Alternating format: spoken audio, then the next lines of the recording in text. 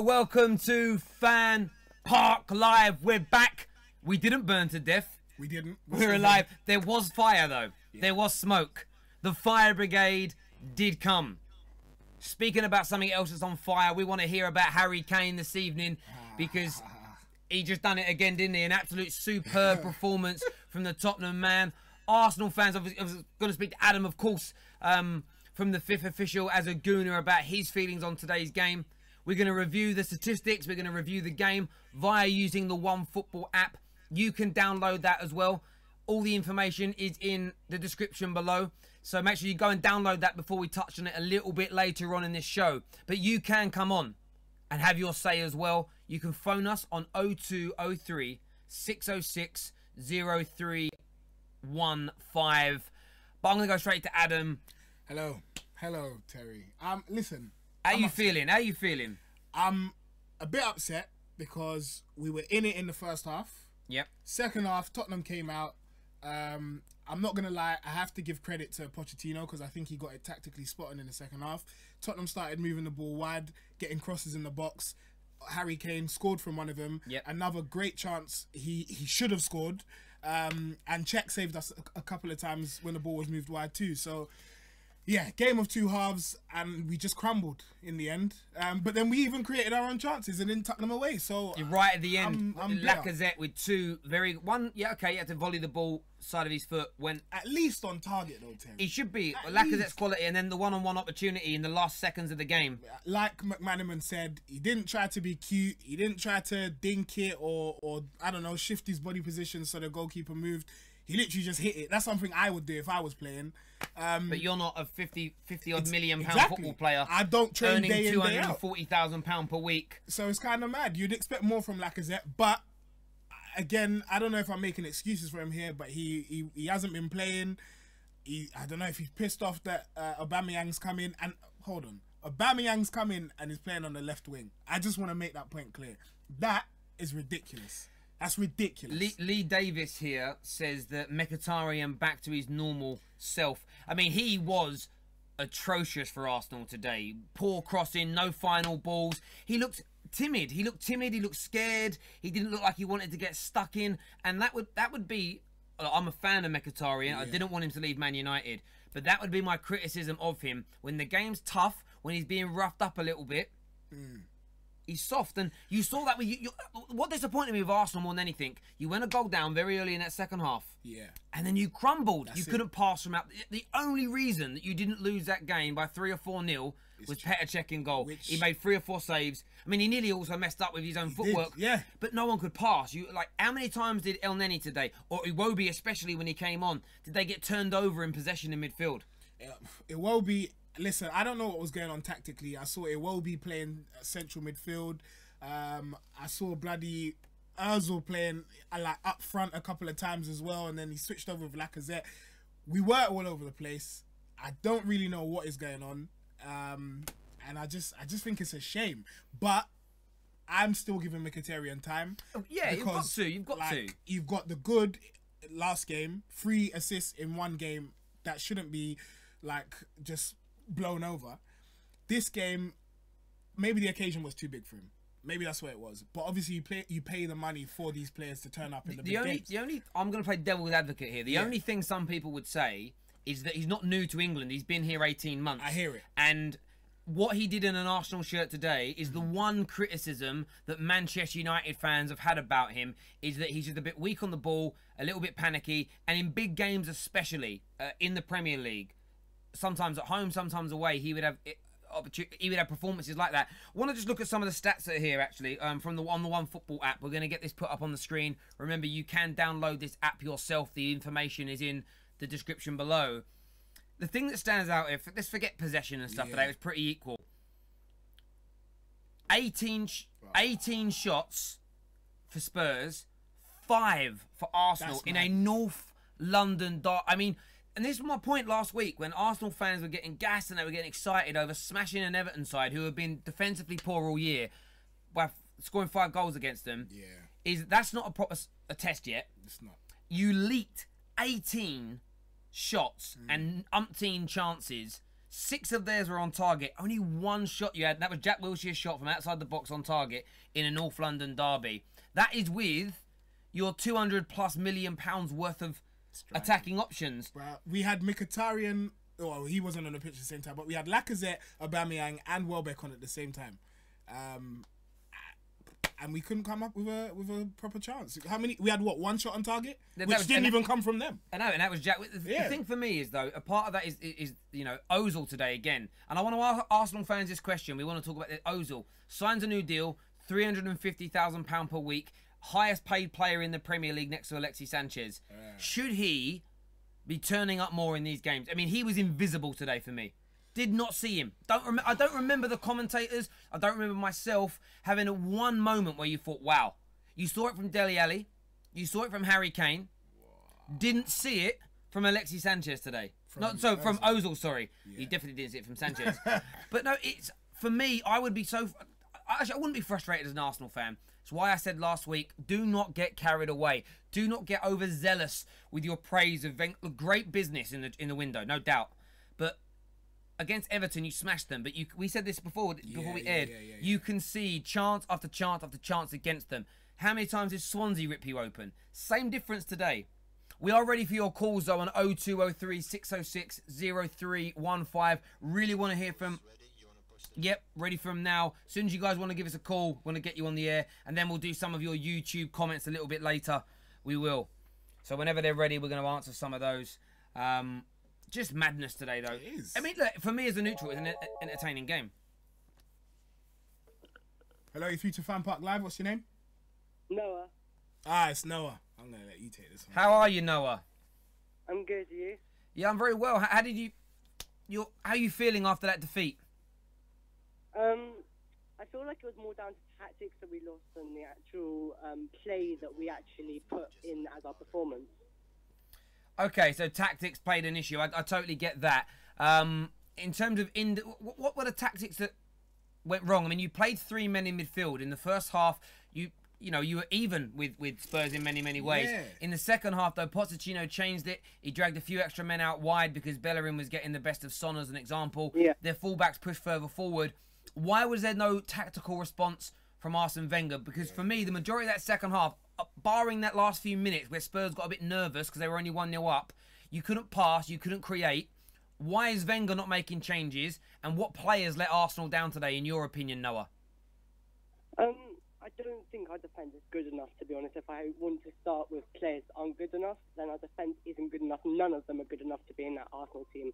If we're competing to be in the top 4 each season, which we should be, and we should be getting into Champions League spot as Arsenal, then we need to have a better defence than we currently have. Someone's just said to me here on the Arsenal Fan TV chat, I'm trying to find his name again now, I can't see where it's gone, but he says, "Oh, shut up, Terry, Ozil is such an easy target." I don't think Ozil is an easy target. When you're the highest paid player at the club, £350,000 per week, when you turn it on world class, I would expect you to turn up. Terry, let me say something, okay? Yep. Well, first of all, I'm about to go on a flight. I'm going to Israel this time, so I'm... This kid travels, you know. Yeah. Enjoy it. Yeah, go on. What were you going to say? Basically, I think that it just shows that when Everton put out such a diabolical team performance, and we make use of that by absolutely thrashing them last week, and then this time Tottenham give a really good performance, it just shows that we're going to be put under pressure even with the attack we have if our defence doesn't improve one time or another. 100%. You look, Liverpool. We'll move it away from Arsenal to give people some perspective so they're not so emotional. Liverpool have a genius attack, but they have a relegation level defence. And Arsenal are not too far different from that. Like, you conceded 18 opportunities and only created 5 at the other end. And even when you played Everton, if you go back and look at the statistics, still hemorrhaging chances. Yeah. Noah, look, we really do appreciate your call. Enjoy your flight and have a safe trip to Israel, okay? Yeah, thank you. Take care. That boy travels. Yeah, he gets about. That boy travels. I have to say, I don't agree with him, though. I don't agree with him. CJ here says, talk about Aubameyang. Go on. Listen, Aubameyang, he wasn't in it today. Let's just get that out there. He wasn't in the game. I don't really think he had any chances created for him. But I also want to say I don't think he's that type of player where he creates his own chances. He needs the Mkhitaryan's, the Ozils to create chances for him. We could try and use him as a scapegoat, but realistically, he was shunted to the left-hand side, which I think is a stupid move, because we all know that he scored his most goals in through the middle for Dortmund.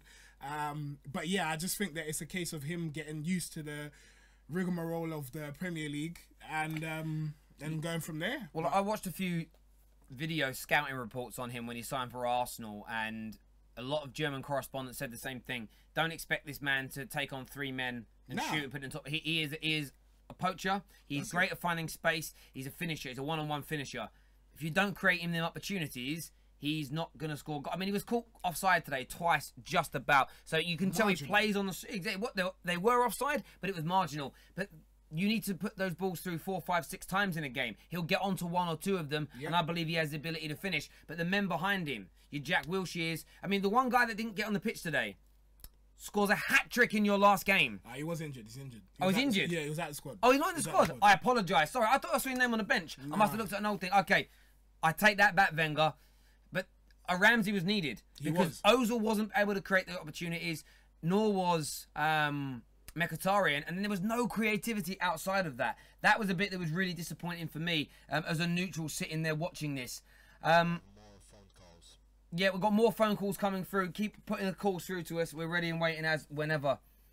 The guy on the phone sounds like he's a girl. He's a young man. His voice hasn't broke yet. Leave him alone. Leave him alone. Lol, Belen, because I said that the Ramsey thing. We can make mistakes. It's I interesting apologise. what you said Calm about down. Ozil as well. I think a lot of people will probably use Ozil as a scapegoat. I'm not saying he's the only problem, but I just expect if I was an Arsenal fan, I would expect my best players to deliver for me in the big games. And he's your best player. Fair. Hello, you're through to FanPark Live. What's your name? My name is Taff. I'm calling from Cardiff. Hi, how you doing, man? Yeah, I'm alright, man. I've just been watching the game, and I've just been watching your commentary on the game, and I want to just add that, you know, it's easy to blame Ozil, Aubameyang, and all the thing, but the main person to blame is Arsene Wenger and the way he set up the team. Right. The way he set up the team, he set up the team so that would soak in the pressure.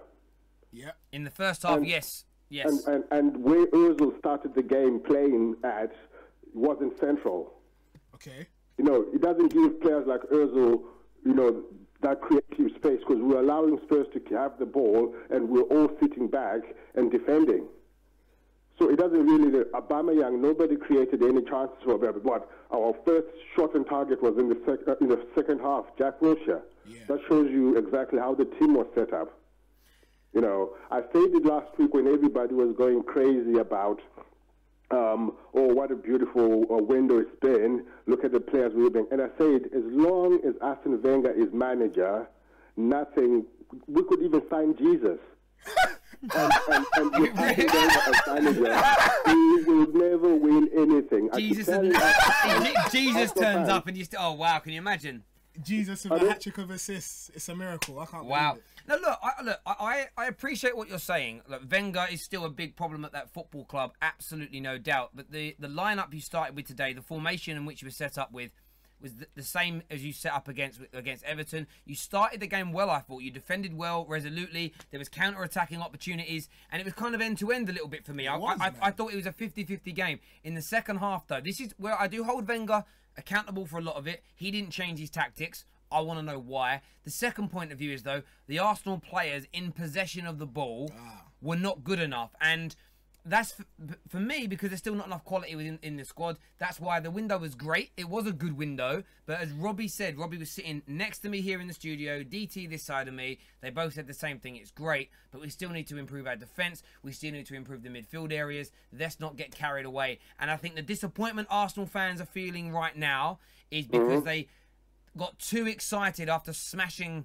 Everton 5-1. The same as they got really excited after winning a few games after Alexis Sanchez left. It was like, oh my God, Sanchez left the club. That's why we were playing poorly, because he was being negative. It wasn't. Wenger's still there. There's still a lot of deadwood at your football club, and it's going to take another 12 to 18 months to resolve these issues. It will, even with Wenger gone, because it takes time to rotate these players out. But listen, yeah, no, I do understand that. The thing is, one thing I've noticed about Arsenal fans, we easily, bought.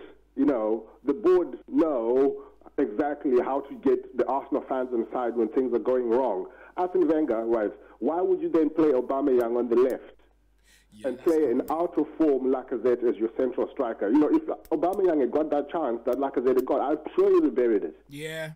I'm sure he would have buried it, but he was playing on the other side. Do you not think that Jack Wilshere has enough creativity to create chances for Aubameyang, Lacazette? Do you not think that he's good enough? No, I think Aubameyang, Lacazette is good enough, but that's the thing that you need a coach that shows confidence in you. Right. You know what I mean? Do you know, the whole season, most of the games, Lacazette was getting yanked off around about the 70th minute, and that doesn't really show confidence in your striker. And then and sitting out certain games, which are big games. The Liverpool game, for instance, the Tottenham game, where he was on the bench, and we're like, well, we've got a £55 million striker on the bench, but in a big game. The problem is Arsene Wenger, and Arsenal fans keep getting given this candy. Every time something goes wrong, they get given a little bit of candy, and they buy it, and they take it, and go, ooh, and then they forget everything, until the next defeat. Yep. And the thing is, the problem is Wenger. Nothing will change. Let me ask you this question. Sorry, Dean Kean says, trying to isolate Trippier against Aubameyang's pace was smart, but Arsenal weren't good enough to find him. Well done, Dean. So I think I understand Wenger's point of view. You might be right. Let's play him as an inside forward. Let's put him up against a man who lacks pace in comparison. The problem is that Arsenal weren't able to create the opportunities. And again, Wenger's partly to blame because he's not coaching them. They're not getting the ideas. But do you also find, so often against the big teams, these Arsenal players go missing. Do you not hold, as a fan, the players accountable whatsoever? No, the thing is, you're only as good as a player. You're only as good as how much your manager inspires you. The manager doesn't inspire nobody anymore, not even the fans. Back in the days, I used to be so pissed off losing this game. It would ruin my weekend, everything. But nowadays, I just go, I don't even go into a game thinking we're going to win. That's the feeling amongst a lot of Arsenal fans, and that's the feeling amongst a lot of the players. Wenger does not inspire anything in the players anymore. As soon as we concede a goal, Wenger will be on the touchline, sat in the dugout, pound-faced, not doing anything, and that resonates to the players.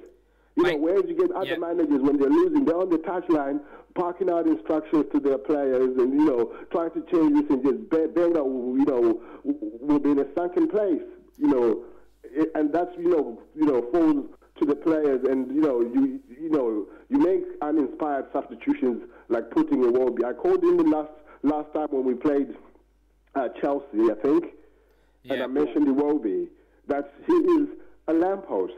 He cannot pass for anything. Every time, if he's not passing back, he's trying to pass forward, but his pass is always intercepted or anything. It's Wenger. I don't know what Wenger, or what Iwobi has on Wenger. Seriously, he must have something on Wenger. No, seriously. I understand. Mate, look, back in the days, the old Wenger would have said, no, you are not, definitely not playing. He starts him again. We know, mate. Look, really do appreciate your call. Some amazing points of view. Getting loads of traction here on the comments out there. A lot of people agreeing with you, but thank you very much. No worries, my man. Have a good day. Yeah, you too, brother. Take care. Bye.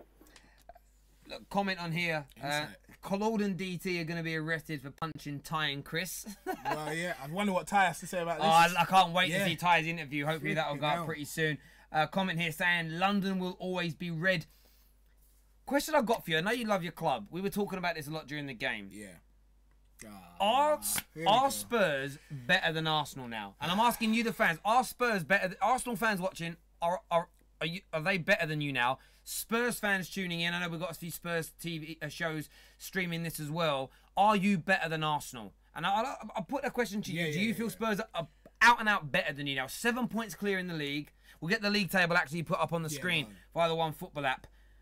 What's your thoughts on that? Listen, I think there's probably a lot of players, Spurs players, that would get into the Arsenal team. So if you're looking at it from that sense, Spurs are better than Arsenal. But there's a lot of talk about a power shift as well, and I think it's way too premature to be talking about a power shift in North London. So what constitutes a power shift for you? I think, although it's an easy go-to, you have to look at trophies, because it's all well and good saying you're better than another team. Where's your proof? And I know finishing in the league is all good, but even then, it's only been 2 seasons. If Tottenham, and it looks like they will, Tottenham finish above Arsenal this season, that would be 2 seasons out of how many that Wenger's been there that Tottenham haven't finished, or that have finished above Arsenal. That's 2 out of, what, 20? I think that's too soon, too premature. And I think once that starts to happen on a consistent basis, then you can say it's a power shift. I get that. So, again, I want Arsenal fans to phone in and talk about this as well. I think it's important. We are going to go to some of the comments because there's going to be loads of comments and viewpoints on this. But I think that the issue here is defining what power shift means, because, as you say, is it you become a bigger club and a more historic club, then it's going to take Tottenham 20, 30 years at the very least to catch up because of how hard it's going to be to win all these trophies. Yeah, one sec. We're just going to hold one call 1 second until we finish this discussion. But my point of view is this, like, for me, when I look at power shift, it's who's the best right now. Yeah. And the barometer for who the better team are is where you finish in the league. Because, you know, on any given day, you know, a League 2 side can have beaten Premier League teams in the past. Yeah. Doesn't make them better than them, because they would never finish above them in the Premier League in terms of that. Spurs are right now, for me, a better team than Arsenal. Spurs need to add trophies to their overhaul. But 2 years on the bounce finishing in front of you, in terms of the Premier League, for me, there has been a power shift. I mean, they're closer to you challenging to the title. They've got a better squad of players than you. They've got a better manager than you right now as well. Are they anywhere near your legacy, near your history? No. Only an idiot would claim that. But right now, in terms of who has the better side, for me is Spurs. And for me, that's when I think of power shift. I just think who's the better team right now. I don't care who the better team was 5 years ago, 10 years ago, 20 years ago. That's too simplistic. Like a power shift surely represents more than the here and now. You have to look at more than that. Look, for me, power is about who's the best right now. Historically, who's the bigger team, who's the bigger club, no doubt. That's not what the power shift means in my view. Power shift is who's the best team right now. Man City are nowhere near the size of a club Man United are. Yeah. But they're winning the power struggle right now. They're the better team right now. And the Man United fans have to admit that. You know, and that's the way it is. In terms of globally, trophies, fan base, worldwide reach, Man United are still dominating them, and they've not even finished above them in 4 years. So it's not, for me, it's not about that. Spurs are a better side right now, and I want to know our Arsenal fans think. We are ready to take your calls. I know one's coming through right now. Hello, you're through to FanPark Live. What's your name? Hi there. Hi, how you doing? Hi there. Yeah, my name's Jordan. I'm an Arsenal fan. Hi, Jordan. How are you feeling about today's game? Well, obviously, I'm absolutely gutted that we lost that. Like, that was painful to watch. Yeah. Because obviously, when I looked at the fixtures when the season began and obviously knew that we'd be playing them at Wembley, I thought actually that this is going to be the kind of game that we'll beat them at. Yeah. Because obviously, you know, I mean, we've got the experience there, but I mean, I noticed it was about before 20 minutes. I mean, I saw Mkhitaryan and we was pushing up, and he was just looking round, and I just realised he was looking back. He didn't know whether to go back or whether to push.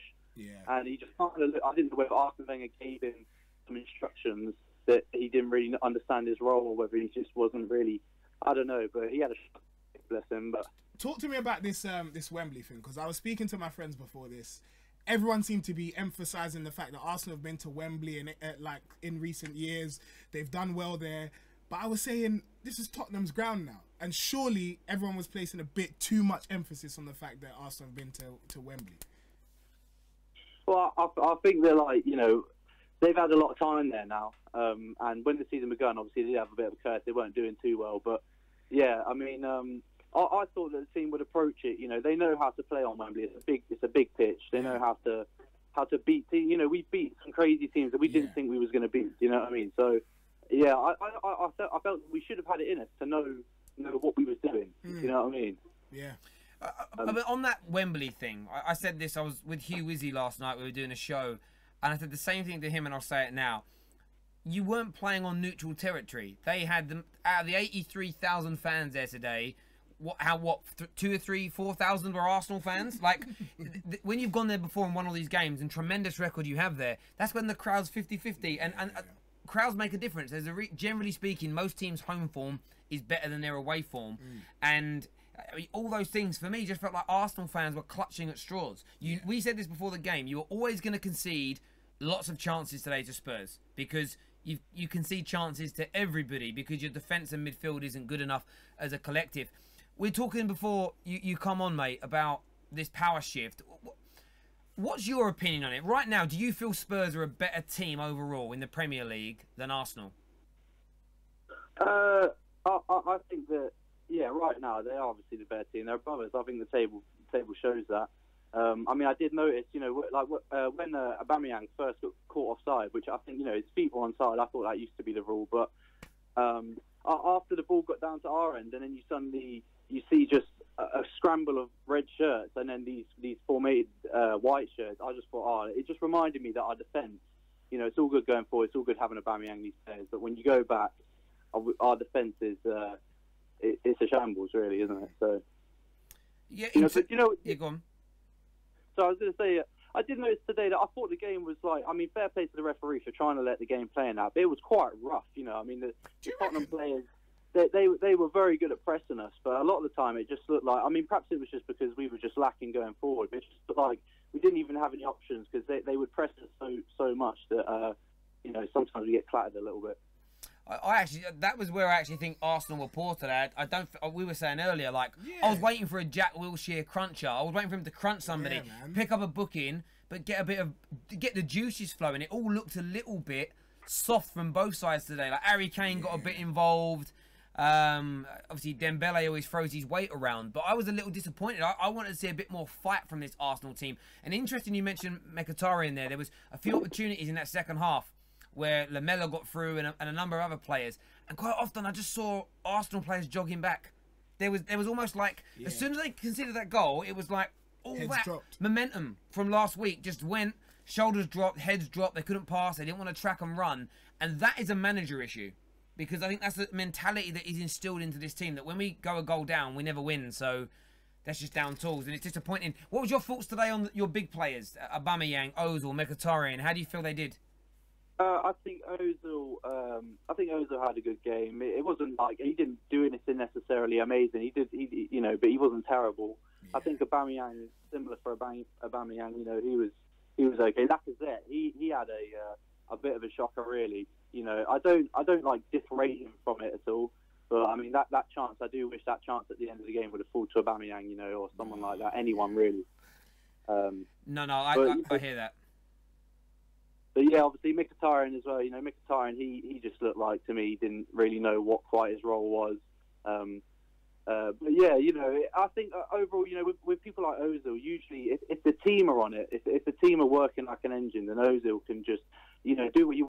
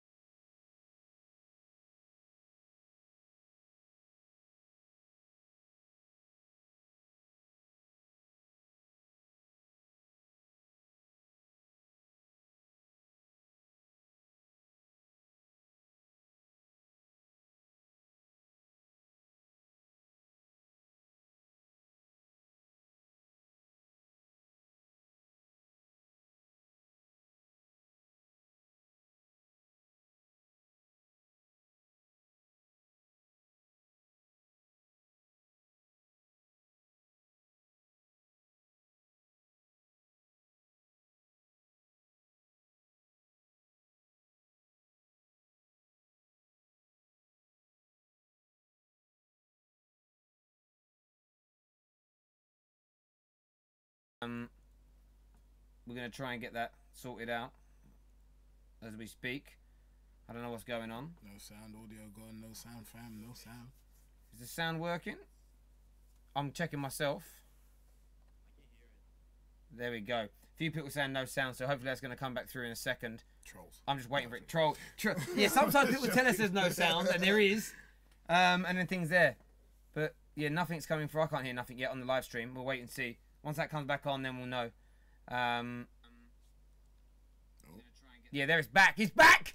I've heard it come back anyway. Here we go, moving forward. This is the thing. We're live streaming. Sometimes you get little technical issues with live streaming on the internet. Sometimes the building you're sitting in goes up in flames. Yeah, we literally were set on fire today. You will see. We're going to release a video a little bit later of the alarm going off, the fire brigade turning up. This man, I've never seen a man get so scared before in my life. He was like, ah! Relax. Calling his mum, asking for a fucking priest. He's like, oh, I might need a priest. Listen, I might die. I just don't want to die. I value my life. Honestly, it was one of them ones. It really, really was. Great call that though. I mean, Arsenal fans and you don't seem as angry today as I've seen you in the past. Do you know what it is? It's a reality check. And as much as I don't want to admit it, yes, there's probably been Spurs have improved. Put it that way. So it's a reality check, and it's even listen to this guy speak. It got me thinking, what does this mean for when we play Man City? Because I genuinely believed prior to this we could go there, play them, see what happens on the day. Now I'm thinking, even though we've got Aubameyang, Mickey, do we need to temper our expectations a little bit? Do we kind of need to be like, maybe as your guy was talking about, change your tactics to approach a game differently? Who knows? Maybe we do. Maybe we're not going to beat Man City. I felt like you did that in the first half today. You defended well, and you were breaking on the counter. And there were a few times where, again, if Mkhitaryan or Ozil's ball would have been better in those counter attacks, Aubameyang or somebody else in that attack would have gone through on goal. It was just the second half. Spurs changed it up.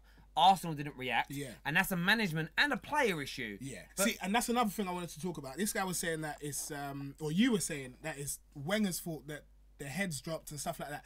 What do you think about on-field management? Is there someone that needs to be on the pitch that takes the game by the scruff of the neck and says, you know what, tactics aren't working, we're going to play this way? Yeah, I don't know. I agree with you. I think players do need to do that. Do they feel empowered enough to do it? I'm not sure. I would expect someone like Jack Wilshere, someone that you all you Arsenal fans love, I would expect him to be dragging the team up by the scruff of their neck and making them play. We've got another call coming through now. Is it from an Arsenal fan? Maybe. Hello, you're through to FanPark Live. What's your name? Hello? Hello. What's your name? I'm Sean. Hi. Do me a favour. Can you turn your device down that you're watching the show on? Pardon? Can you turn down the device that you're watching the show on because we can hear it playing back? Okay, sure. Thank you.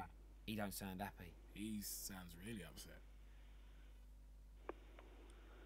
Hello. Talk to us. What's wrong? So, Arsenal, the only thing that we can change it about is if Wenger leaves.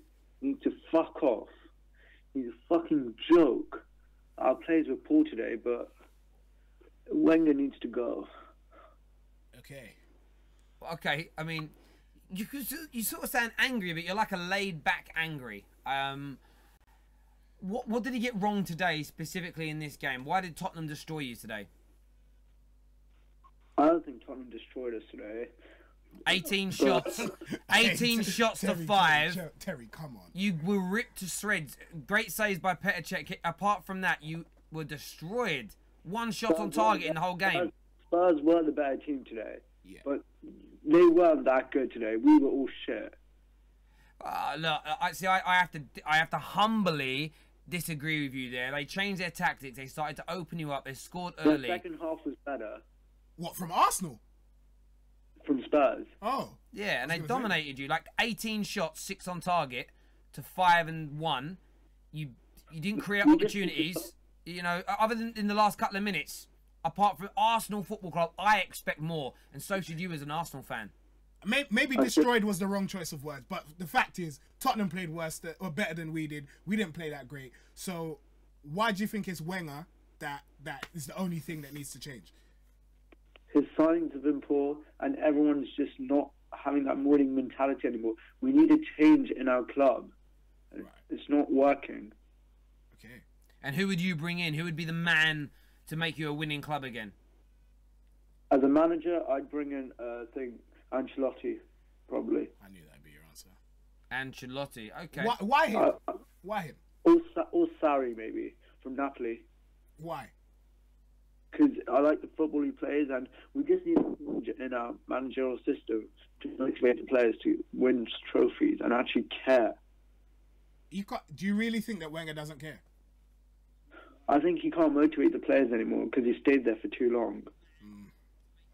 I know Terry feels quite strongly about Wenger saying that he. Well, you think Wenger cares, right? You believe that Wenger cares? Yeah, I do believe he cares. I do believe he cares, but I think he's just gone. He needs to be put out to pasture.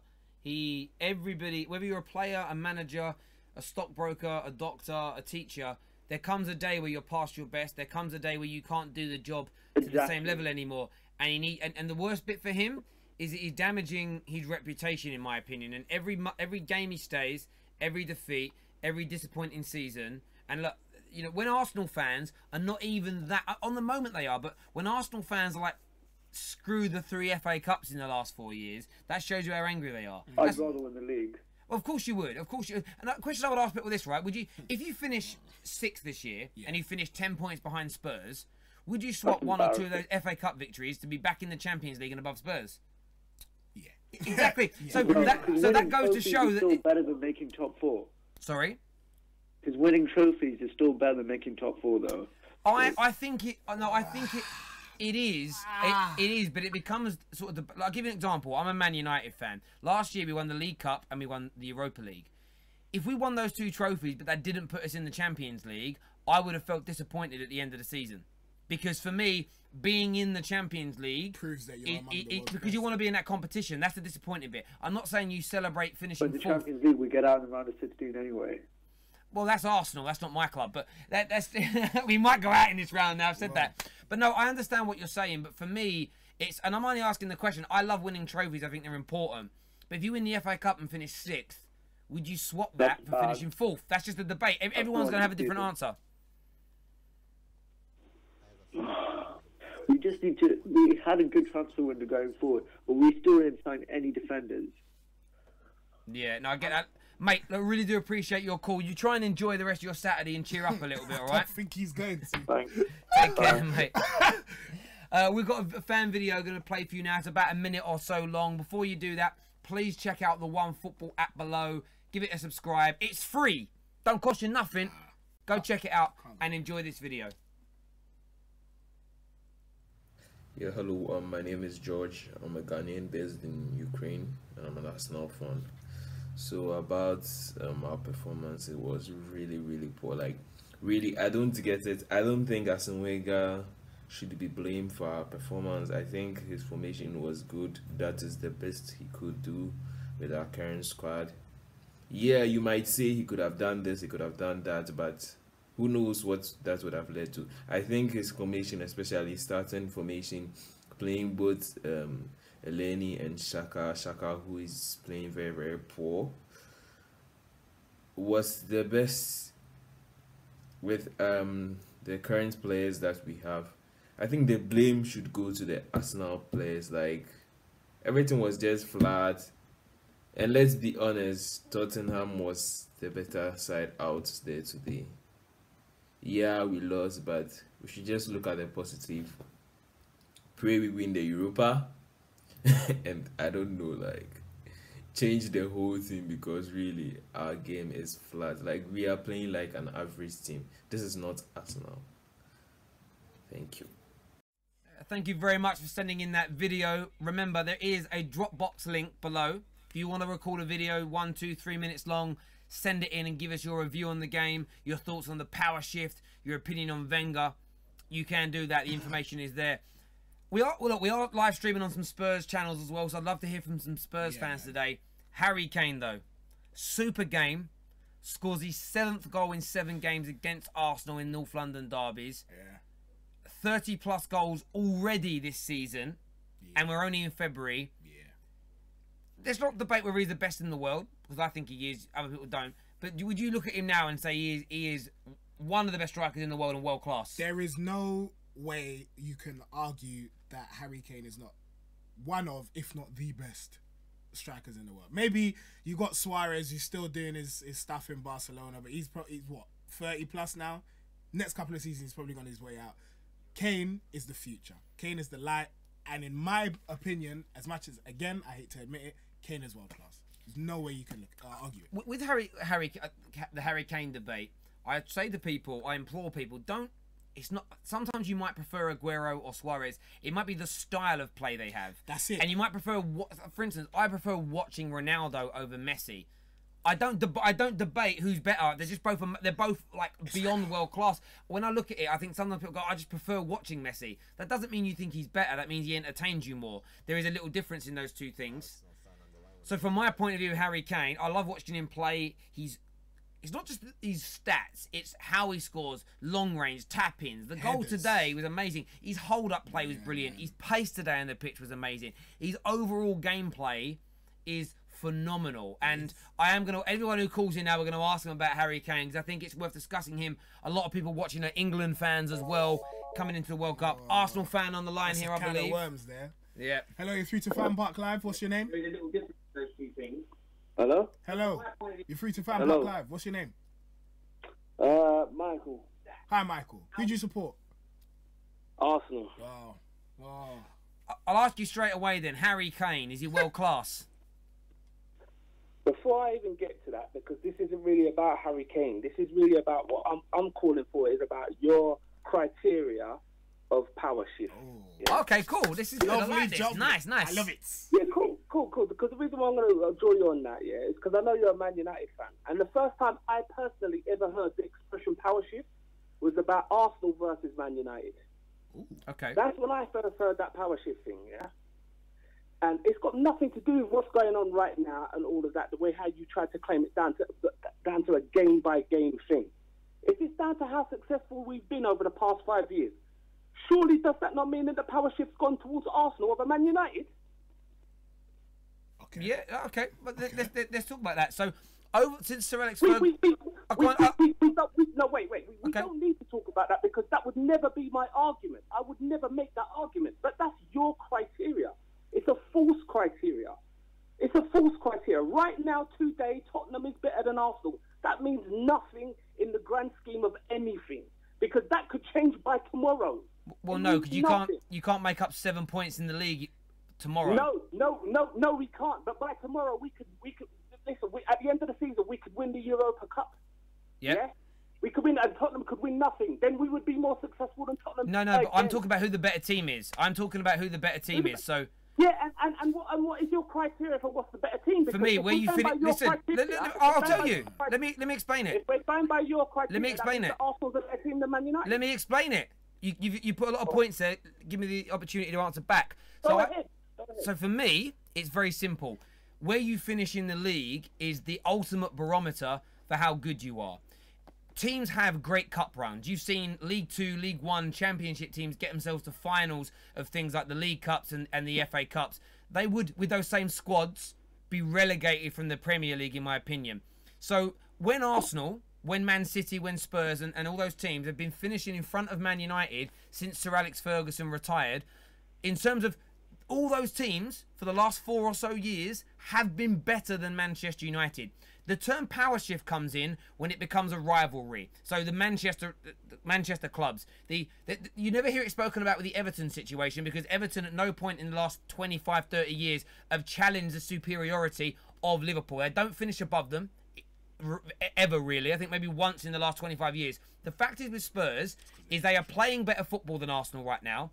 They are starting, if they do it 2 years on the bounce, that's the start of consistency. So the start of a power shift in terms of finishing above you in the league. That's the ultimate barometer of who the better team is. Now, you've then got who the most successful team is. That is a completely different narrative. However, you could win the FA Cup every single year. But if you're finishing 6th, you're still going backwards, because you're going to receive less money. You're not going to attract the same quality of players. And I think Arsenal fans would be more disappointed with an FA Cup every year and finishing 6th than they would be with no trophy and finishing 3rd, 4th or 2nd. So in terms of the power shift, from my point of view, this is how I look at it. It's who is the best team, and maybe not just in one season.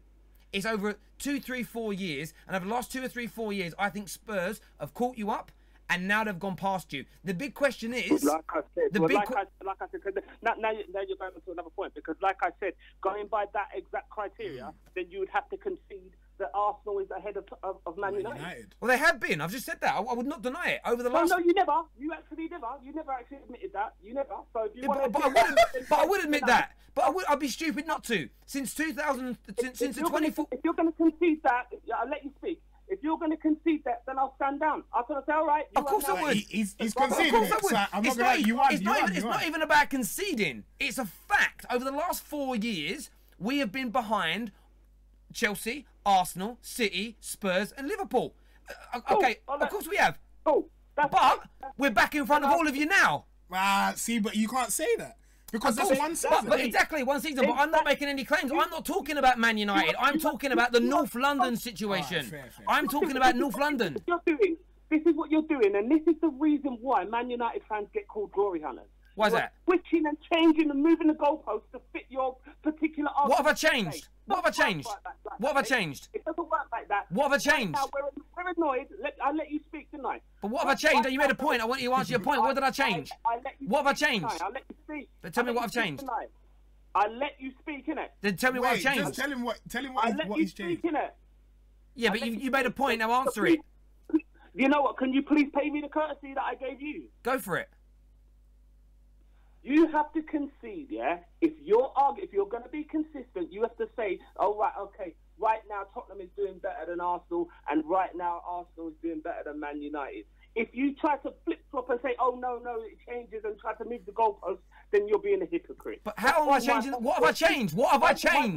My point is not that Arsenal is doing better than Tottenham right now. My point is that you can't talk power shift talk. You could talk about starting a power shift. You could talk about maybe there'll be a power shift. You could talk all of those kind of talk. That's what I said. You can't turn Is that what I said? that is happening. In his defense, in Terry's defense, he did actually say, he corrected himself, maybe it wasn't clear. He did actually say, and I heard him say, this is the start of a power shift.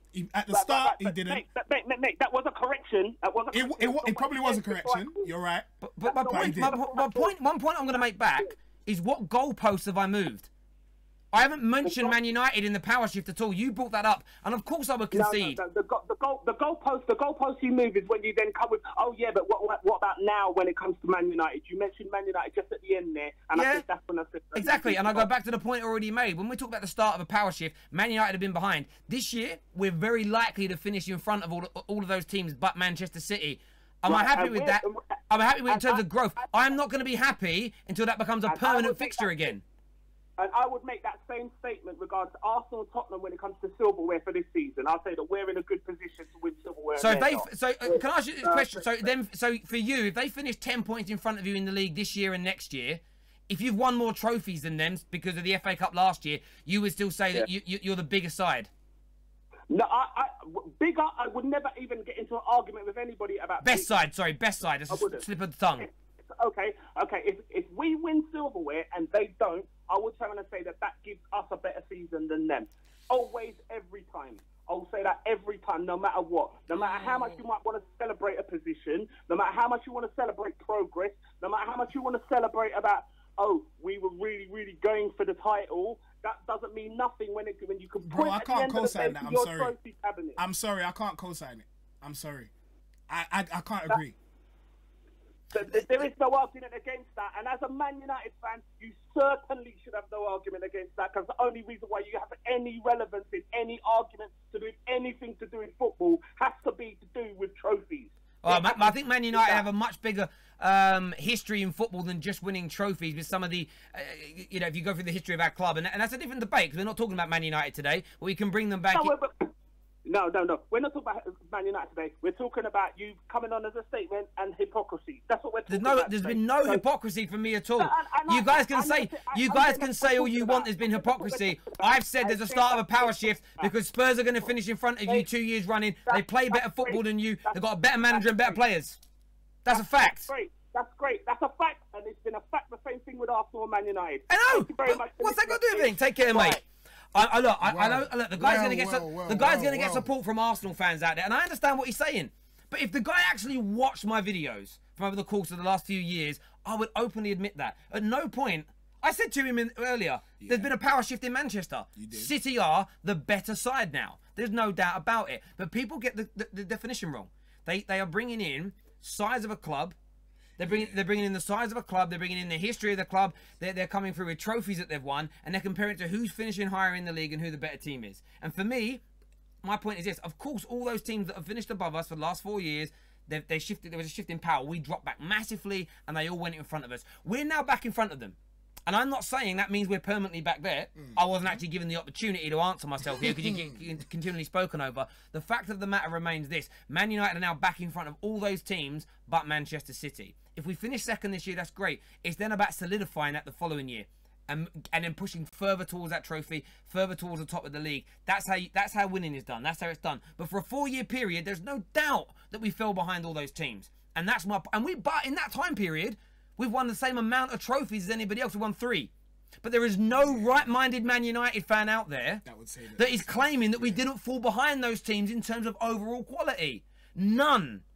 My point still stands. There is a power shift going on. Has it completely happened? No, because Spurs have got to continue to do it. But right now, Arsenal fans would swap positions with Spurs in the league. They wouldn't. This guy, I don't believe the guy. And I think there are so many more fans out there like that would rather take 3 FA Cups in the past 4 seasons than finishing above your direct or geographical rivals. Then they must all want Wenger in as well. Then I don't know, Terry. I can't speak for. That means they can't be angry about anything that's going on. That's not true. Why? Of course they can. Clearly, but it still means there hasn't been a power. For me, I'm not. We've won those trophies at Man United. You celebrate them. Yeah. But I demand more, and I'm not content with that. The guy's acting like it. For me, it comes across, and I'm not putting words in his mouth. It's how it comes across to me. Is that he's content with that, and for me as an individual, just not content with. For me, I wouldn't just be happy with an FA Cup, knowing that my biggest local rival are starting to pull away from us. Yeah. That would trouble me as a fan. Yeah. And it did when Manchester City did it and Man United, and I demand more of my football club. If anything, it probably says a lot about Arsenal's expectations and how they've declined over time. Like, we're happier with the FA Cup as opposed to the... Cool, we can do some comments here saying this guy looks like Zaha. Let's look like Zaha. All right. Zaha. Zaha, yeah. Zaha. All right. You look like flipping Scarlett Johansson. Right. I don't know. I don't want to get that. Oh, cool. Good. We just reached our parent channel, the Ultimate Football Fan, has just reached 17,000 subscribers. If you're not a subscriber already, just type in Ultimate Football Fan into YouTube. Go give it a subscribe. Okay, and everyone who has subscribed already, a massive thank you for doing that. Go check out this man's channel as well, the 5th. Tell them about your channel. The 5th official. Go check it out on YouTube, at TFO Show on Twitter as well. Make sure you check it out. Follow. There we go. Quite a few comments coming through here. You just said it was about doing it consistently. Yep, I did say it was about doing it consistently.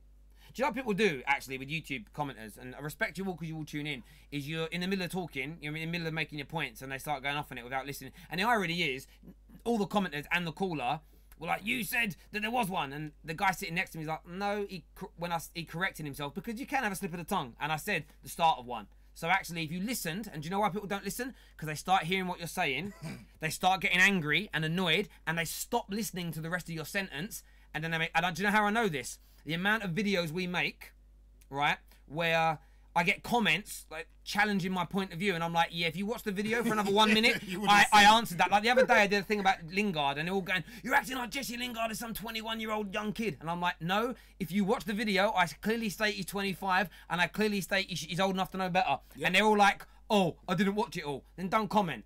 J Lings, hashtag Lingard legend. We've got an Arsenal. AJ. I think we've got an Arsenal call coming through now. An Arsenal fan, sorry. Hello, you're through to FanPark Live. What's your name? Shoaib. Who? Shoaib, SHOAIB. Hi, sorry, I didn't hear you, my bad. Who do you support? Arsenal. Right, and how are you feeling about the game? Fucking shocking, isn't it? Yeah? You reckon? Yes, shocking. Why do I feel... Why am I not that upset? I don't get it. Talk to me. Why am I not that upset? I don't know, man. I don't know why you're not upset, because I thought, okay, first half we kept it tight, but second half it was shocking, man. We just kept giving the ball away. There's nothing there. Yeah. And obviously they were not getting close to the players or nothing. They were standing there. They were like scared to play or something. Do you not think that there's like some potential there at all? Do you not think that there's something that, like any good bits that you can take from that performance, even if it is just the first half? What you mean in this game? Yeah. In the game just gone. The only thing I can remember is Wilshere having a shot in the second half. That's the only thing I can remember. Wow. Okay. I guess it's just me. Fair. Cool. Yeah, but then it was too late, innit? Obviously, towards the end, because there was really nothing, hardly anything that we created. Yeah, I know what you mean. Yeah. So talk to me about this Harry Kane question. What do you think about him? Do you think he's world class? Yeah, he's a good striker. Yeah, he's on form and that. Yeah. Yeah. He's on form. Yeah, and he's scored a lot of goals. Yeah, he has.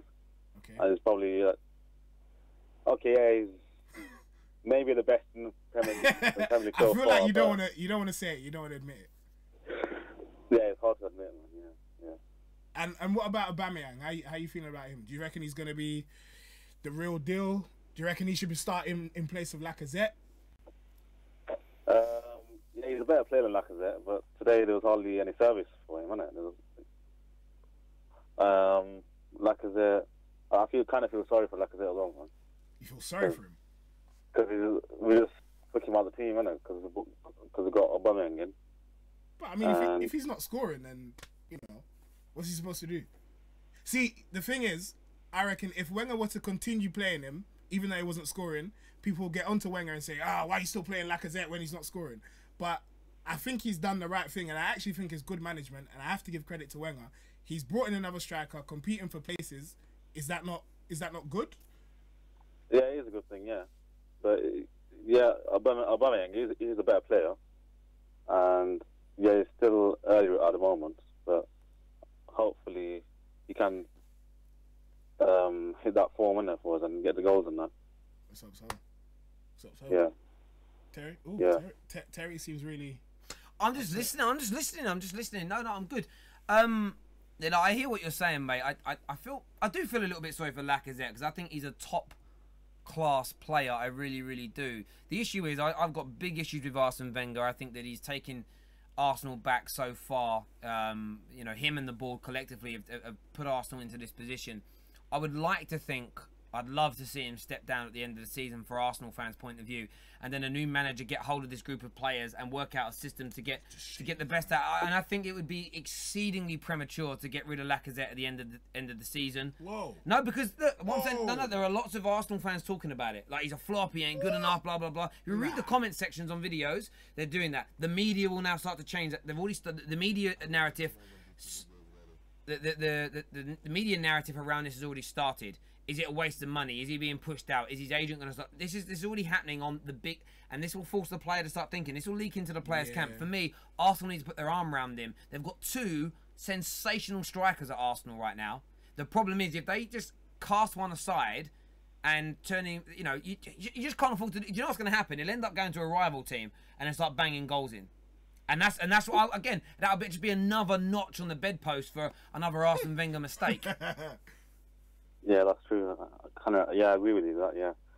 But Lacazette was playing well, but the main thing was he was hardly getting service up front. He was making the right runs as well, but no one was giving him service. And now that we've got Aubameyang in, he's on the bench, so You have to see. But Aubameyang is a better player, but yeah. Definitely. Yeah, I'm sure he can get the goals for us, isn't it, Aubameyang, because of his movement and that. Yeah. Should be able to. Yeah, mate, really do appreciate your call. Thank you so much. You enjoy the rest of your day. Yeah, there was something else I wanted to say. Our defence was shocking, man. I hope we get that sorted in the summer. 2 or 3 new defenders needed. I thought Bellerin was awful today. Absolutely awful. Just kept giving the ball away. Yeah, that was an interesting... So I thought defensively he had a really good game, actually, what I saw, but then that's good. First half he did well, but second half he was shocking, man. Yeah, your heads went though, didn't they? Once the heads went. Come on. Mate, look, really appreciate the call. Thank you very much for calling us here on FanPark Live. Thank you. All right, thanks, mate. Yeah, cool. Got another phone call on its way through. Bellerin was awful. Jesus. Yeah, Hello, you're free to FanPark Live. What's your name? Hey, man. How you doing? It's Gareth. I'm really good, Gareth. How are you? Guys, love the show, man. Love the show, A little bit disappointed, to be honest, but... You sound really happy. Screw it. Very chirpy, Gareth. Because the rugby's on later anyway, so fuck it. Oh, nah, get out of here. You know what I mean? Nah. And no, it's not that, right? We beat Spurs 2-0, right? They beat us 1-0. So I'll take that. Okay. Do you know what I mean? I'll take that. I'll take that. You're really happy. That sounds like... That's like a Thai thing to say. Like, a loss is a... No, I get where you're coming from. Maybe that's what stops the power shift from happening. Do you know what it is, right? I'll be honest with you. I've heard so many people on this channel today, and they've been so down and miserable. And I'm like, you know what? We got Aubameyang, right? We got Aubameyang. Now, all right, people are like slanging off Lacazette, and I get it because I'm a little bit disappointed with Lacazette, especially with that chance he had. And I get that. But at the end of the day, right, this is how I see it. He will improve. Give him time. It's his first season. Same as Aubameyang. They've got to fit in. That's right. This is not the French league. This is not the German league. This is the Premier League. This is a total different league that you're in. It is. Do you know what I mean? And I think that they've got to just realise that if they're expecting results from these bloody strikers straight away, they got no chance, mate. No chance. And the defence, they're terrible. Do you know what? I wanted to buy a cannon earlier, not to represent the Gunners, just to fire fucking Mustafi off to the moon. Do you think he's that bad? Honestly, I mean, don't get me wrong, right? Bellerin, I normally slag off Bellerin so much, but do you know what? Today Bellerin actually put a little bit of class in. He did. And I'm not saying that any one of the Arsenal players played great, apart from maybe Wilshere. Maybe Wilshere. Fuck Spurs. Don't care about Spurs. That's right. But right. At the end of the day, love it. Yes, everyone needs a friend like Gareth in their life. That's right. Gareth is so positive. It's unbelievable. I'm just saying, man. Mate. You know what? I think people need to realise that at the end of the day, we've got no one else to blame but ourselves. It doesn't matter if you blame Wenger. It doesn't matter if you blame the board. At the end of the day, when that ball's on the pitch, it's up to you to do what you've got to do. Yeah. And if they're not going to do it, then fuck them. We'll just carry on. We'll just drink beer and watch rugby instead then. Listen, again, I can't co-sign that. Rugby, I think, is trash. But yes, you're right. It is up to the players. Rugby's a good sport. Mate, really do appreciate your call, Gareth. Thank you very much. Thank you very much, man. Cheers. Appreciate it. Thank you. Take care, guys. I think we have a video, don't we? Not from DT, from another fan. DT is still processing, don't announce it. We have another fan video. Okay, we've got another fan video that we're gonna play for you now. About 30 seconds long. Enjoy it, ladies and gentlemen. Shocking, absolutely shocking. Really, honestly, Laka, come on, man. You could have just finished off those opportunities. Could have resulted in a 1-1 draw at least. I don't know what to say, guys. We need to sort out our defense ASAP, Rocky. Thanks, guys. Me and my nephew signing out. Candid News. They disappointed me today. Thank you very much for sending that in to us. Remember, if you want to send in fan videos to any of the games that we're live streaming on, the Dropbox link is in the description below. As well as that, what we really need your support with is downloading the One Football app. The information is in the description below. One of the leading apps out there for football news, statistics, the table. You can actually look at the table. Actually, let's see who got voted man of the match, actually. We can put this up on the screen. Harry Kane. Harry Kane got voted man of the match there with 5,944 votes. Aubameyang got second. Yeah, but that's just Arsenal fans trying to... Hey. No, it's true. Arsenal fans win a lot of votes. Yeah, like in the voting polls. You've got a lot of fans. A massive club. Club. There we go. But and that's what's good about the One Football app. You can go in there and vote for your man of the match. Check out the statistics. We can have a little look at that league table. 7 points. See, you know what? I'm really 7 upset. points in the start of the power shift. Man. Right. Hey, relax. It's definitely started the power shift, no doubt. I can't believe you don't like rugby. Nah, I used to play and I got injured, and I'm better. That's all it is. Cool. Let's go to the comments section here. Aubameyang hat-trick. Oh wait, that's boring. That's from a Spurs fan. That's boring. Let's find some good ones here. Let's find some decent football chat. Diego Costa with a question mark. Don't know why they've written Rocky. What the hell? So yeah, someone with the name on here, Rocky Balboa, just wrote Snake killed Dumbledore, and I was like, he did. You could literally ruin the whole Harry Potter franchise for people. Like, you know what's great when we were younger? You were reading the book and nobody really knew what happened. Yeah. Right now, like kids are growing up, they know this. It's terrible. It's not going to be the same. Arsenal fans going on about aggregate shadows. That was true. Like, yeah, like Gareth was so positive. Like, well, we beat them 2-0, they beat us 1-0, so we're still better. It's like, no. I can't wait though. Next Thursday, we've got Claude and Ty in the studio live for the Europa League game. I'm going to talk power shift with Ty. That's going to be jokes, bro. Are you Einstein? That's all. He's not going to have it. He's not going to have it. It's going to be mental. Not at all. Wilshere was awful apart from 2 passes. What are you on about is what Will Nichols says. Well, Will, shut up. You don't know what you're talking about. Was Koscielny fouled in the lead up to the goal? No, not at all. See, that's an unbiased Arsenal fan here. No blinkered glasses. It's weird as well. Some people think I'm like the most biased YouTuber out there. Other people think I'm really unbiased, and I think it depends on what you listen to me say. It's like when I slag Arsenal off, they're like, "Oh, you're horrible." Slag Wenger off, they go, "We love you." I say great. I say you've signed Aubameyang and he's world class. They're like, "We love you. You're a Man United fan. You're so honest." I turn around and say Ozil had a bad game, and they go, "You're literally Hitler." Like they literally change. Football fans are so fickle and angry. I get angry as well sometimes. Part of the beautiful game. Aubameyang heading the same way as Lacazette. Not good enough is what Simo A believes. What do you reckon? I don't think so. As long as we play to his strengths, that's all we need to do. Spurs' new stadium is crucial if they want a power shift. That's from Roman. That's a good point. That is you know what? That's a great point, in fact. Somebody said the guy on the right is cute. Do you mean the right on your screen or as I sit? Nah, it's you. That's you. I'm too ugly. I look like Louis Saha, so nah. I quite fancy Louis Saha. Oh. I'm joking, bruv. I think they mean you. You're on the right of the screen. Arsenal fan coming through on the line. I just think you're a twat. Hello, you're through to FanPark Live. What's your name? Hi, I'm Jacob. Hello, Jacob. Hi, I support Arsenal. Lovely. Well, actually not lovely because you're upset, right? Yeah, I'm a bit annoyed. Oh, man. What went wrong today, mate? I think probably the formation. You can't decide on it. I don't know why... you know, years ago we were winning the leagues with 2 up top, and we've just completely lost it for some reason. It's because football's... You know what? I want to say that football's changed, but Leicester won the league with 2 up top. Yeah. That's what I thought a couple of years ago. Why couldn't we have gone back? Yeah.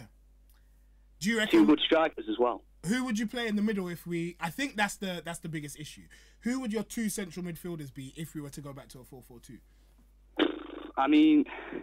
You'd have to get a defensive mid in the summer, but for now I'd just go Wilshere and Ramsey because we know that Xhaka's just not even a defensive mid, and El Neni's not good enough.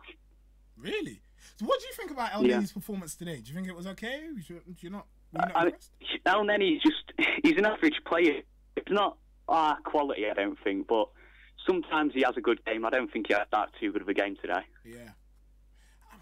Terry, I don't know. El Neni. I feel like El Neni's alright. He gets a hard time. No, El Neni is one of those squad players. Yeah. He's just a standard squad player, and the problem you've got is that when you go into a North London derby against potentially the best Spurs team in 30-odd years, you need better than an average squad player.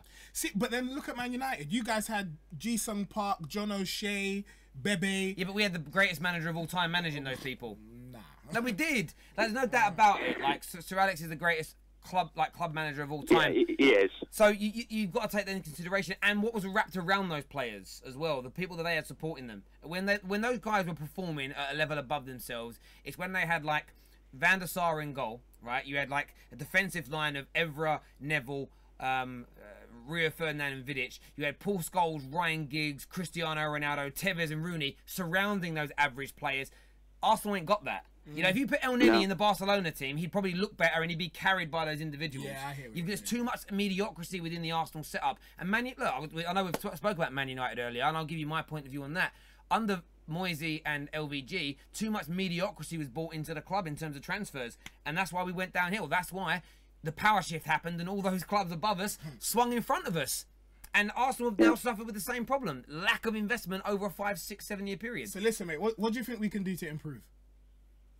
Oh, probably get rid of Arsene Wenger, bring in a defensive coach. Because like you're saying, we can buy the players, but I still think they would be poor because Arsene Wenger, he's never been the best defensive coach, does he? So when you say a defensive, do you mean like a defensive-minded manager like Simeone? Yeah. Or do you mean a literal defensive coach? Well, what happened to all of the players that used to be coaching around the club that were legends, you know, Henri left, players like that who've gone on to other clubs of the era. Yeah. You know, we've lost all these legends from the good times. Yeah. They could bring something still. I think that's because Wenger doesn't want people that challenge his power. I think he likes... A lot of people say he wants a yes man there. Should I try this? Yes. Should I try... It's interesting. I'll put an obscure thing out there. The reasons that Star Wars episodes 1 to 3 flopped is because there was nobody on set challenging George Lucas. George Lucas was making those films. He was coming up with all these ideas from Jar Jar Binks to the CGI. And everybody told George Lucas, they were massaging his ego, oh yeah, great idea, great idea. Not one person stood up and said, no, that looks and sounds stupid. And he ended up making 3 flop movies that Star Wars fans hated. And well, episode 3 maybe was a little bit okay because of the fight scene. Was Jar Jar Binks not a good character? I feel like Jar Jar Binks. See, this is I feel like he's iconic. No, Jar Jar Binks is the worst thing that ever happened to Star Wars. Okay, sorry. Honestly. Yeah, I'm gonna burn the studio down if you think that. No, but that's my point. I know it's an obscure thing, and people are thinking, "What a weirdo for bringing up Star Wars on an Arsenal conversation." But the fact of the matter is that Arsene Wenger surrounds himself with yes men that don't challenge his superiority and his power, and that's another factor that leads to the mediocrity that you Gooners see, in my opinion. Yeah.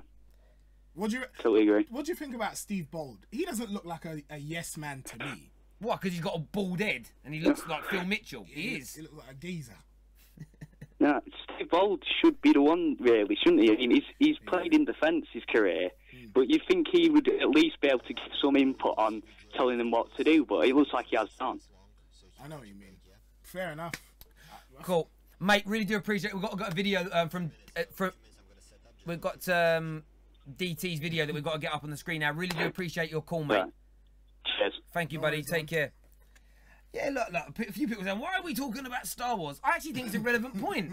It's an analogy to what's going on, and there's no point in drawing analogies from the same football club. You need to either go outside the football club or to a different spectrum of life, I think, sometimes to draw these comparisons. We're going to go to a few more, a couple more comments that are coming through. Why are we talking about Star Wars? By the way, the girl that said the guy on the right's cute just said, lol, yes, you. We still don't know who you mean. Say the guy in the red top or the guy in the grey top. Don't do it. It's you. It's not me. You. She's your age group. She's going to find out I'm 32 and be like, oh, shit. It's like my dad or something. Well, you're just giving it away now. It's like, nice. I'm 32. I'm an old man. I really, really am. Experience. Cool. We're ready. We've got a video from Mr. DT that we're going to play for you now. Enjoy it. We'll be back in a few moments.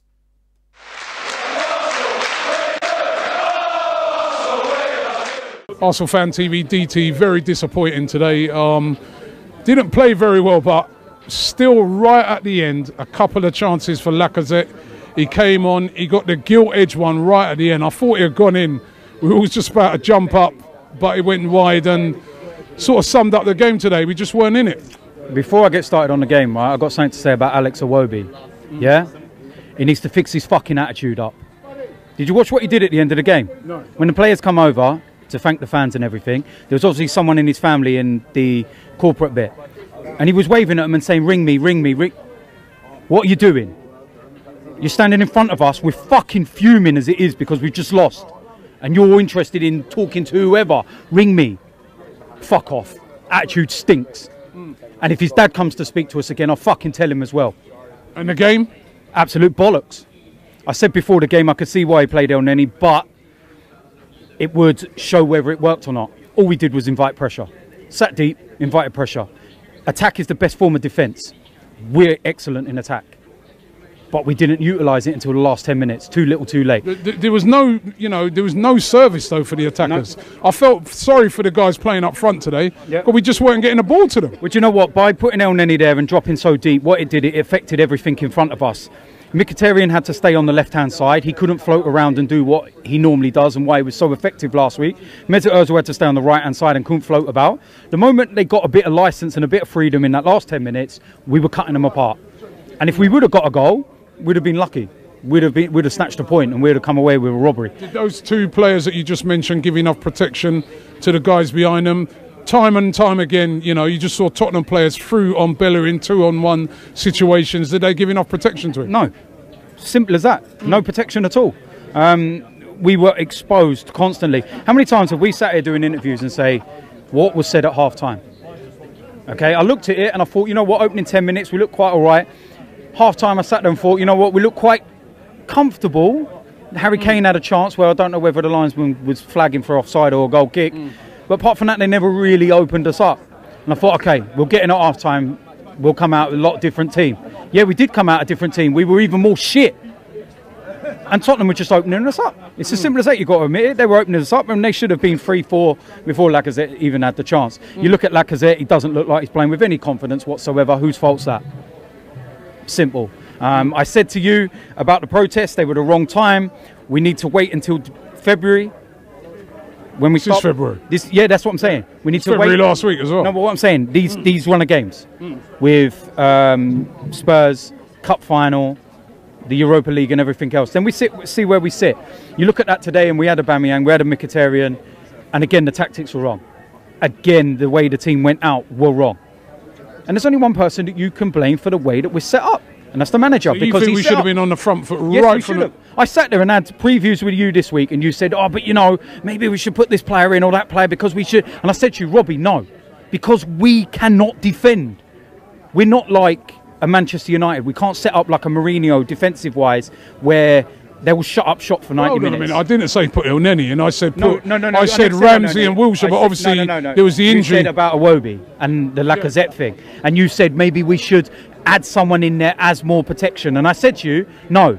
But don't you could see today there was no protection. When we lost the ball in midfield, they were straight through on our defence time after time. Why? Because the players playing out wide never ever got back. No, because we were playing a game that we were not comfortable with. We're not a defensive team. We're not. Play to your strengths. Send Spurs back the other way and them on the back foot. When we did do that in the last 10 minutes, right, for 80 minutes, that Sanchez looked excellent. Commanding, imposing, comfortable. In that last 10 minutes, he was all over the shop. Looked but we didn't do that until it was too late. That's what I'm saying. If we would have played on the front foot and played to our strength, I've no doubt we would have caused a lot more problems and would have probably won today. No St Tottenham's Day this year for sure. We're not going to finish above them now, are we?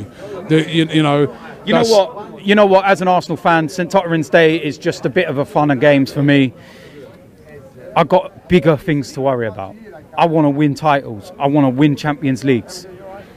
And the only way we're going to do that is by change of management, with change of mindset, with a change of mentality. And we need to start. Petr Cech, my fucking God. Do you know how many nightmares he gave me today in that game? That position needs to be changed. Hector Bellerin, he's our only recognised right back, and he's not good enough. He sits there before the game in the warm-up, practice crossing, but then when the game starts, he doesn't cross. Centre-backs. There's no organisation, there's nothing. They're flying around the pitch and it's just... Do you feel confident? No. We need to get a couple of centre-backs in. One real centre-back that's going to last for a long time, you know, and it's going to be the dominant figure for a long period of time. And a central defensive midfielder. The rest around, no problem with. As I said, we can attack. It's that side of our game. And we need a manager with a mindset that when we have to set up defensively, and we do need to play counter-attack, and that's what we need, another manager, because Wenger's not set up to do that. So we're going to have to take our medicine. We're going to have to walk away from here. We're going to have to listen to them thinking that they're the biggest club in North London, but they're not. It's as simple as that. But it's a bad day at the office and we fucking move on to -18 or whatever the fuck it is over in Sweden on Thursday.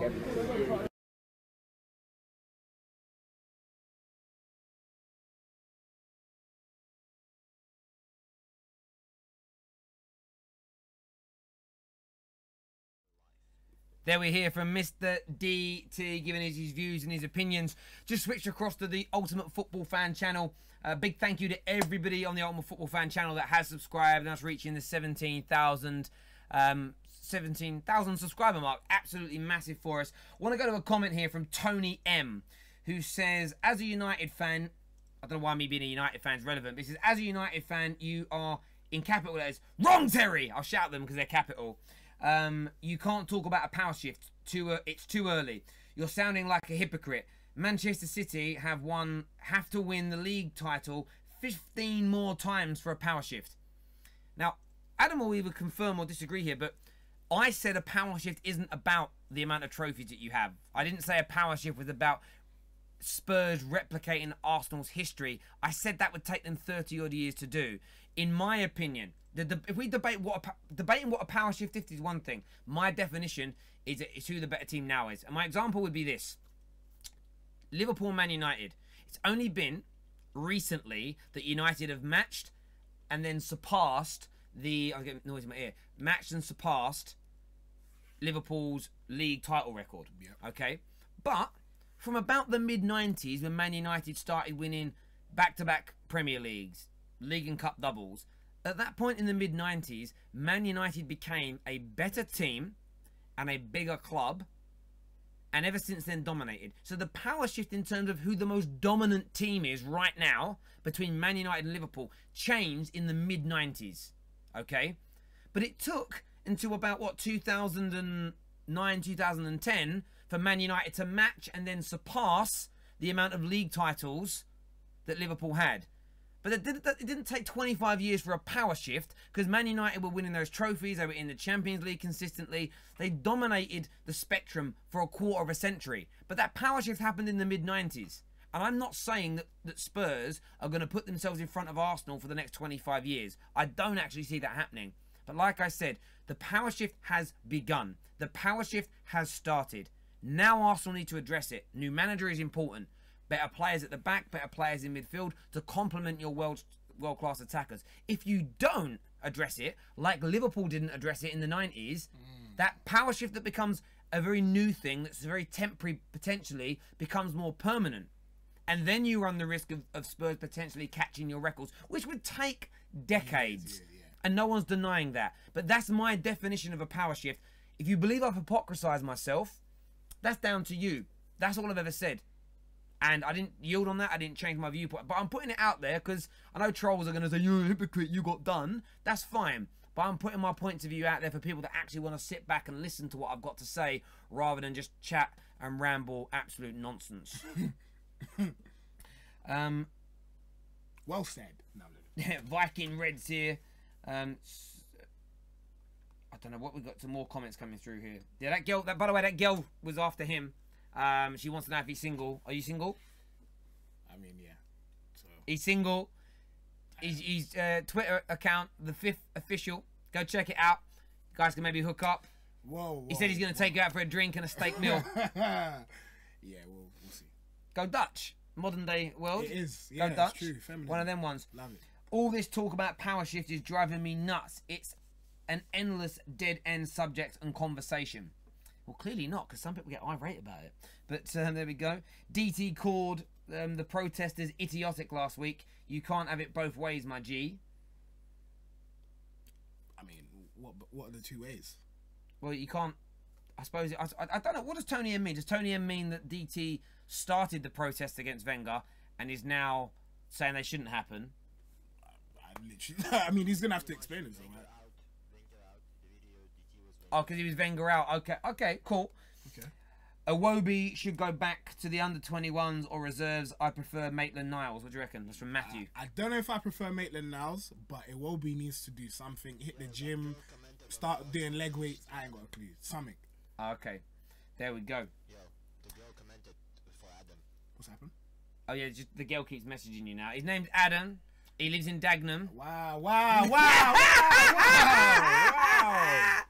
Okay. Listen, everybody, thank you very much for tuning in. Adam, any final thoughts on today's game? Yeah, I just think, as I said, I'm not upset because I saw some good stuff. I believe that if we, once Mkhitaryan and Aubameyang start to gel with the rest of the team, it will only help Ozil because it means all of the creative assists and chances created aren't going to go through him, which I think is going to bring out the best in him and his type of football. So I do think that there's positives to take, although it's a bitter pill to swallow because we lost to our geographical rivals. So it's tough. Yeah, look, I think that Spurs were the better team today, deserved the victory. You still see the holes within the Arsenal setup that need to be addressed. And I just keep saying this to Arsenal fans, don't get your hopes up this season. Don't start to believe that the worst is behind you, because Wenger is still there at your football club. And I'm not saying don't enjoy it. You know, when you win a game, enjoy it. But stop getting carried away, because it leads to the disappointment on days like today, where the simple flaws at your club are still going to be seen. And we can all rant and we can all moan about them and protest and say Wenger out. But until he's actually gone, it is but mere words. It really, really is. Yeah. Thank you all for tuning in, as ever. Make sure you're subscribing to the Ultimate Football Fan. Make sure you go and check out the Twitter page as well and give us a little follow on there. Go check out this man's channel, The Fifth Official. That needs to be done. How many subscribers are you on there? I don't know, 300 or something like that. We've got to get this guy to 1,000. Let's get this guy to 1,000 subscribers. The Fifth Official. Go check them out and get that done. Everyone that's called in today, whether we've agreed, disagreed, argued, that's part and parcel of football. Absolutely love it. Appreciate it. Feel free to, all of you that called in today, feel free to call in again. Everybody take care. Make sure you download that OneFootball app as well, please. Remember, it's free and it's amazing. Make sure. Everybody take care. God bless. I'm going home now. All the best. And at least we didn't die in the fire. Bye-bye.